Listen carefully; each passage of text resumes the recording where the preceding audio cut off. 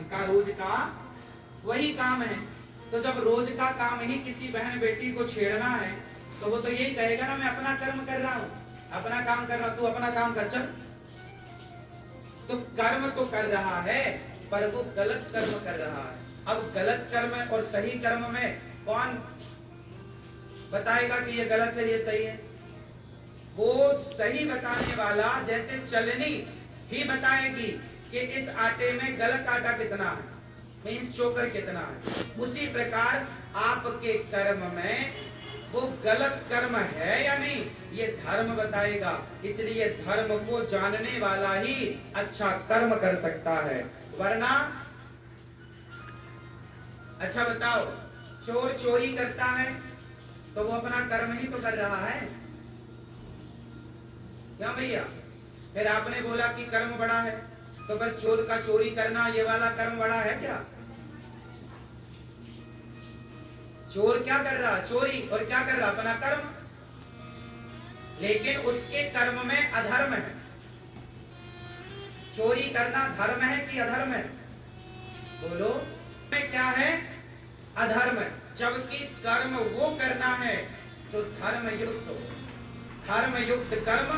और यदि आपने गलत कर्म किया तो नीचे ले जाएगा। इसलिए कर्मों को बड़ा समझ के करना पड़ता है कि कौन सा कर्म करें और कौन सा ना करें। तो करने के लिए ही धर्म का ज्ञान होना चाहिए है।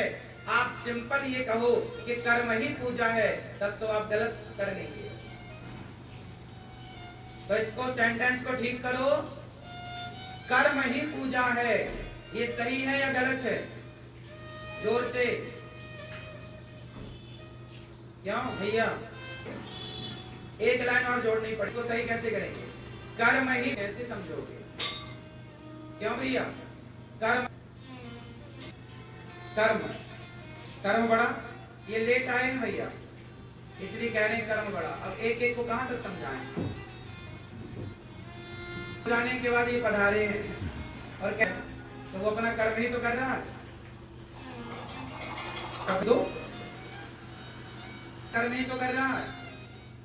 आप तो कह रहे हो कि कर्म बड़ा है, तो फिर कसाई का गाय काटना भी बड़ा है, फिर तो चोर का चोरी करना भी बड़ा हो जाएगा। इसलिए कर्म बड़ा नहीं है।